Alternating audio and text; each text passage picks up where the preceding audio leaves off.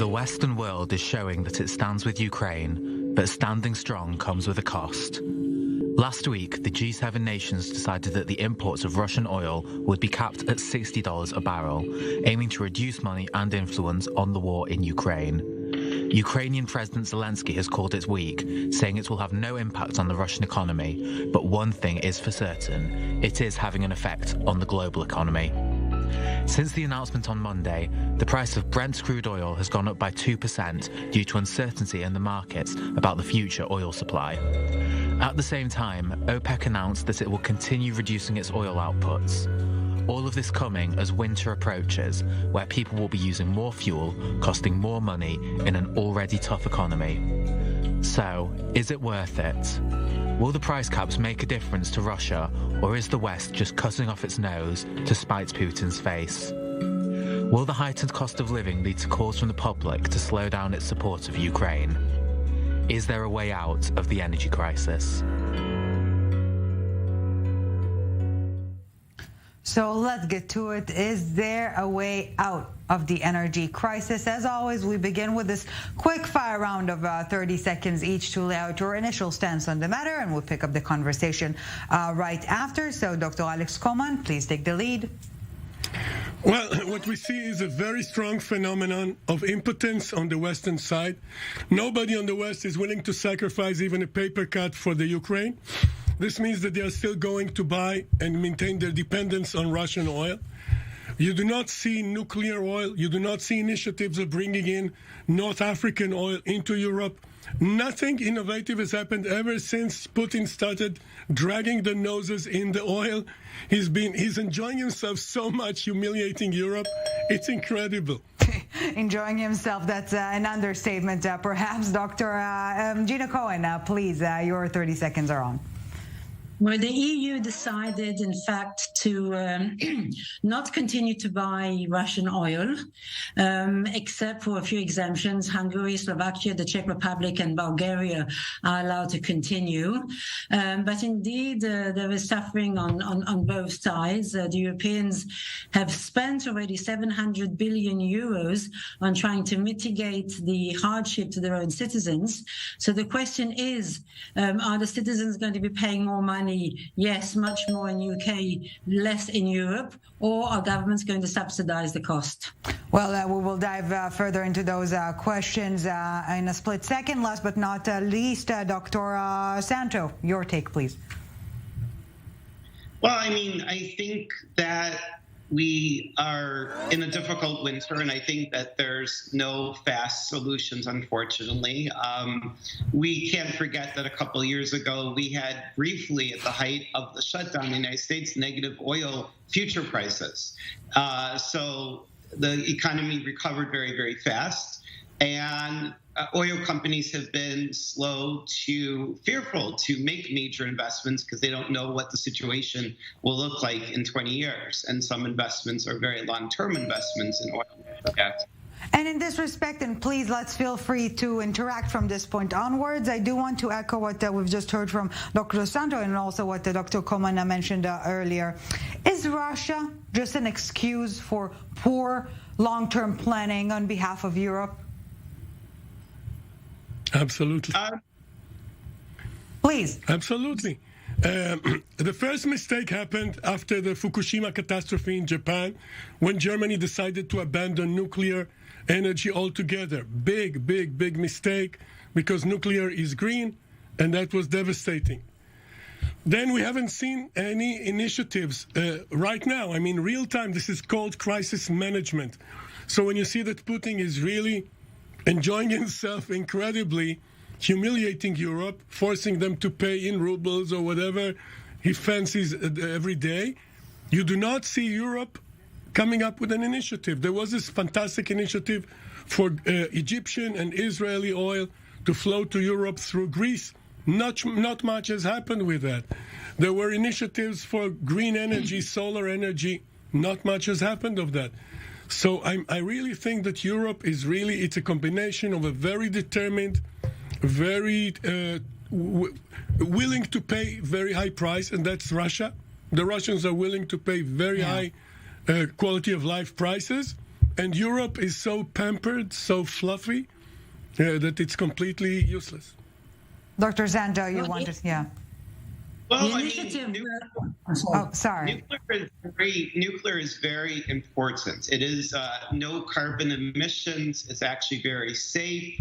The few bad accidents get sensationalized, hyped. People react rare. We have new nuclear technologies that are safer than ever. And even in disasters, by the way, people have this exaggerated concept of that all these people die. Nuclear reactors have always been statistically safe. And, you have to remember that back when they introduced the microwave oven, which is non-ionizing radiation, people were afraid of that too. Yeah. So it's science-based. It's the best way to avoid carbon emissions. But we can't start up nuclear reactors and build ones overnight. So the Europeans have kind of made their bed, and they have to do their best. It's not like they can create all these solar panels overnight, and we're dependent on China for that to some extent as well. So this is just a tough situation. And they made mistakes, and a lot of bad players are very strong in oil, unfortunately. So oil is a tough thing to be dependent on. Gina, please. So yes, Russia is not just an excuse. The Russian situation is exacerbating a situation which Europe put itself into by not only closing down the nuclear stations, but by not investing in oil and gas, by not investing sufficiently in infrastructure, by Germany believing it could trust Russia and therefore not investing in LNG import facilities, by relying too much on renewables when 50% of the technology in order to enable renewables does not even exist yet. A quick solution, no, there are no quick solutions. This winter, somehow Europe is surviving because it still was able to buy certain volumes of gas from Russia, and therefore the storage facilities of gas in Europe are 95% full. Next winter, things may be more complicated. I just want to correct one issue that my predecessor spoke about. It's not an oil deal between Israel and Egypt via Greece, but it's a natural gas deal between Israel and Egypt via Egypt. This is one of the solutions. There's also the long-term EMG solutions. pipeline, yeah. With the EMG pipeline or via Jordan going to Egypt, and then the LNG facilities, and it's gas and it's not oil. Yes, gas and oil infrastructure projects, upstream, downstream, midstream, they all take a long time and a lot of money to develop. And politicians have a tendency to want short-term success rather than investing in long-term. No, it's not that they want short-term success. They need to be assured that they're going to have long-term buyers for 15, 20 years. And Europe has made the decision by 2030 gas is going to go down. By 2050 they don't want any more gas at all. This is of course a decision which they will not be able to implement, so they're going to make another mistake. But they are loath signing long-term contracts, although Germany did just sign a long-term contract with Qatar, was the first one to do so. But they have to make a whole U-turn and change the whole policies in order to not repeat the same mistakes they've done in the past. So, please. Another thing that, by the way, has happened is over the last 15 years, the United States invested a lot in fracking. And that new technology has led to an incredible amount of natural gas and oil. And this is, by the way, a potential huge industrial advantage for the United States. You have these terrible winters coming up for Europe where they have energy constraint. It'll be hard for them to keep the factories running. And still relatively very cheap natural gas in the United States, which energy is one of the main inputs for manufacturing. This will be, I guess, a silver lining for us Americans. It will strengthen our industrial advantage over Europe. And they're talking about a deindustrialization. Maybe it's premature, but there's a hint of panic in Europe, a deindustrialization in Europe, because they're going to struggle to power their electricity and heat their homes the next couple winters, very likely, unfortunately. And fracking is also there's a very lively debate surrounding that in the UK. And speaking about losing the industrial advantage, Germany's suggesting quite clearly that this might very well be the case. So are we seeing tectonic shifts here in terms of the global power struggle, Dr. Coleman? I do not see great power changes in the power balance of power. I do not understand why they're not using the American opportunity. I do not see why they're not using the liquefied gas that she mentioned before. The only good news I see is that Europe is going to hurt tremendously. The very high prices, the cold winter together are going to inflict massive pain, which is a good educational experiment for Europe. We're talking about global warming. People are going to learn how to warm themselves without overheating, without burning too much oil, without using this lavish availability of energy. So I think this experiment would drive people into more frugal, more effective directions, and I think this is good for Europe as an educational experience. Well, we thought that COVID will teach us to be more polite, but you can see people shoving one another in lines as if nothing ever happened. But you're talking about this educational experience for Europeans, but meanwhile, as Gina Cohen mentioned earlier, Europe is stocking up on oil and gas, and the ones who are on the losing side, quote unquote, are the emerging economies: Pakistan, Bangladesh, Thailand. It's once again the rich countries versus the poor countries, no? Well, not necessarily. I mean, I do agree that America is going to have a much better war than Europe, because America is more or less energy independent, has enough oil and gas, and is exporting about 100 BCM of LNG a year. And the price of gas in America is about $5 or $6. So America industrialization will be able to improve at the expense of Europe, which is losing industrialization, and some factories are already moving to America.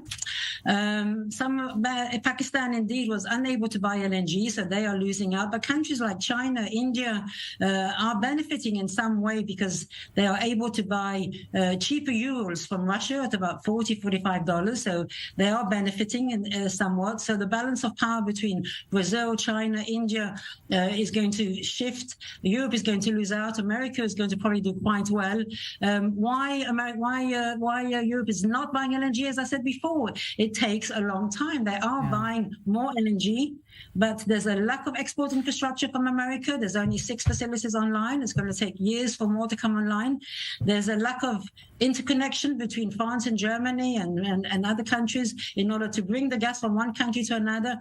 So these issues take years to do, and that is why Europe is not capable of buying too much LNG too quickly. Well, not as many Christmas lights this year as we've seen previously. We're taking a very short break now, but when we get back, we will be discussing further the implications on the Russia-Ukraine war and on the greater European geopolitics.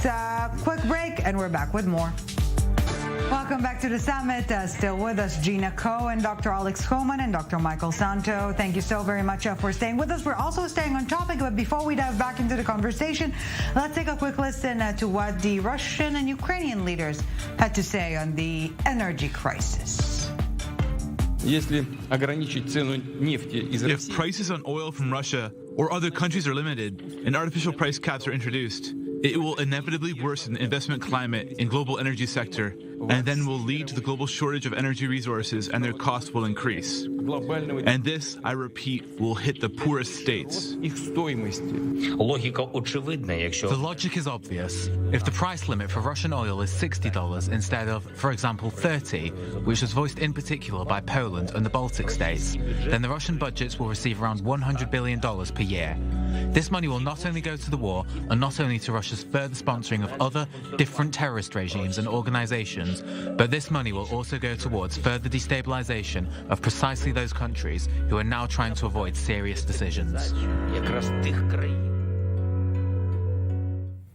So let's get to it. Who's benefiting from the energy crisis? Another quick fire round of 30 seconds each, and now we dive back into the conversation right after. Gina Cohen, please take the lead. Well, as I said, the US is doing better than Europe.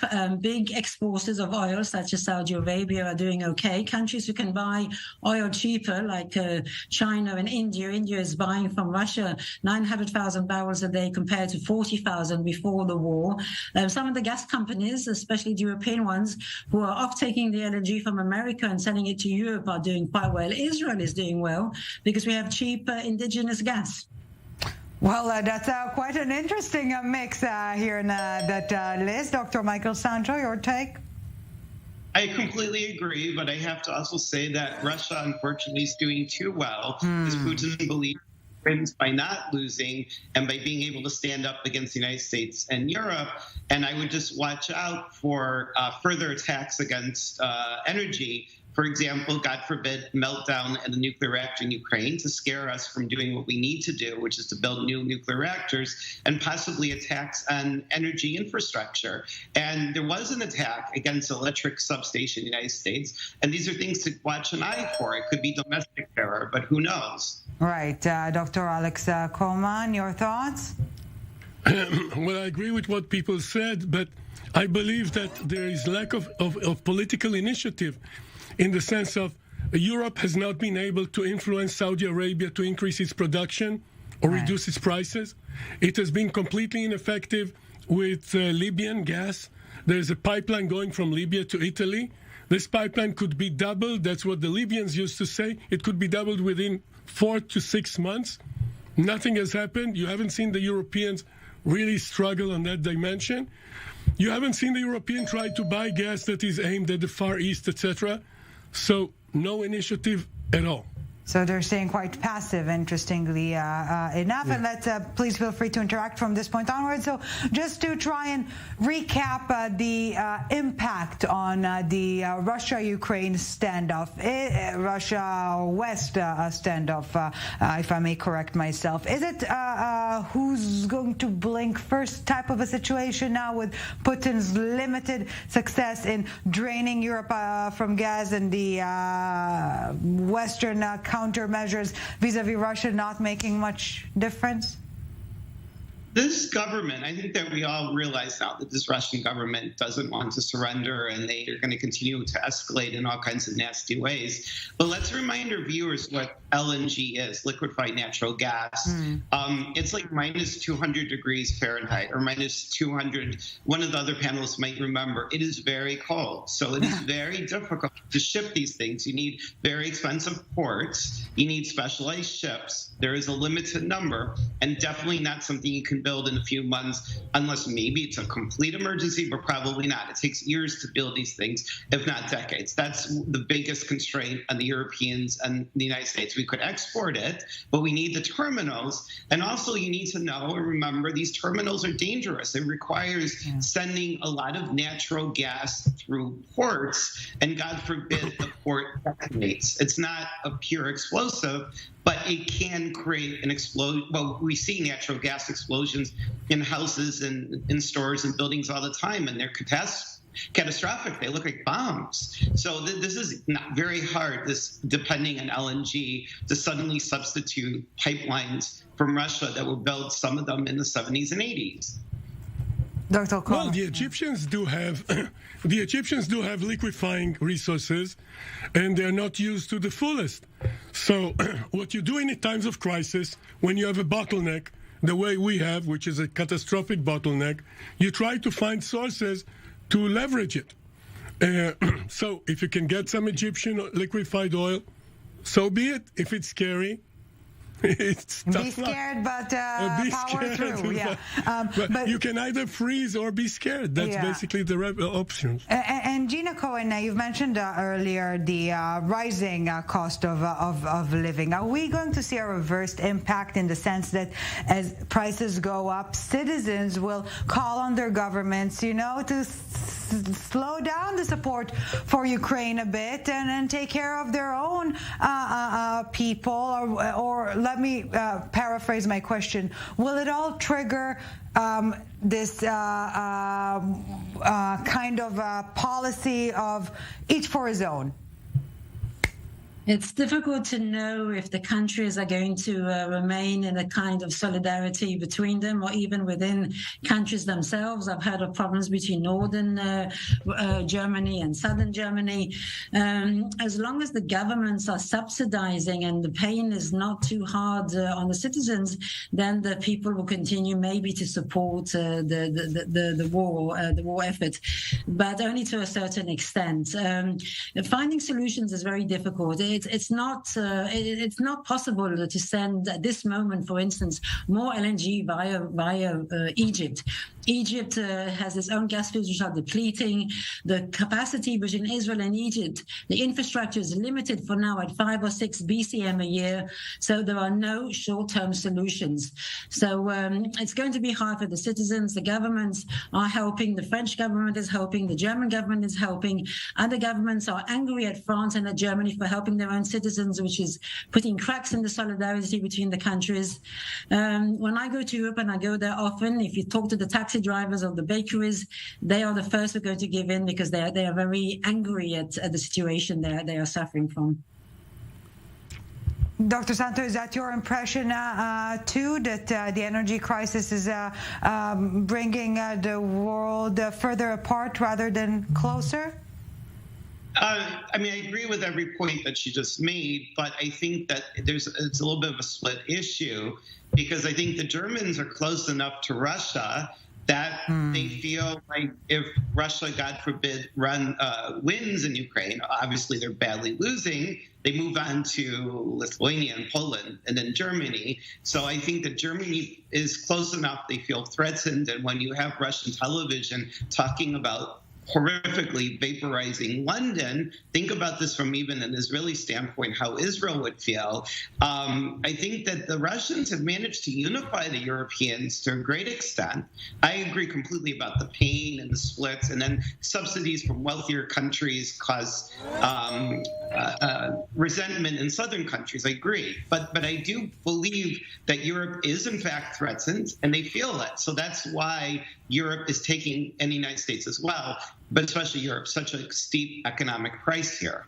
Dr. Alex Coleman, in the 20 seconds we have left, the glass half full, other than us thinking twice before we hit the heating button? Exactly. What they need to do is, first of all, decide where oil is not going to go. So, for instance, shut it down to places where it's less required, where people can dress better and not be as warm as before. And I do believe that in the short term you can get oil. For instance, one solution the U.S. applied in the past was using its reserves, shrinking down on its buffers, using this in the winter, and then during the summer, rebuffering again. So if you're creative, if you're nervous, if you're desperate, look at the Russians. There's always something you can do. Are you going to hurt? Yes, but not as much. Yes, perhaps reprioritizing our lives. It's a message that, again, we thought we've learned through COVID. Didn't really stick. Maybe it will stick now through the energy crisis. Dr. Alex Coleman, Dr. Michael Santo, and Gina Cohen, thank you all so very much for your time and insight. It has been a pleasure. 2-minute break. We're back with more.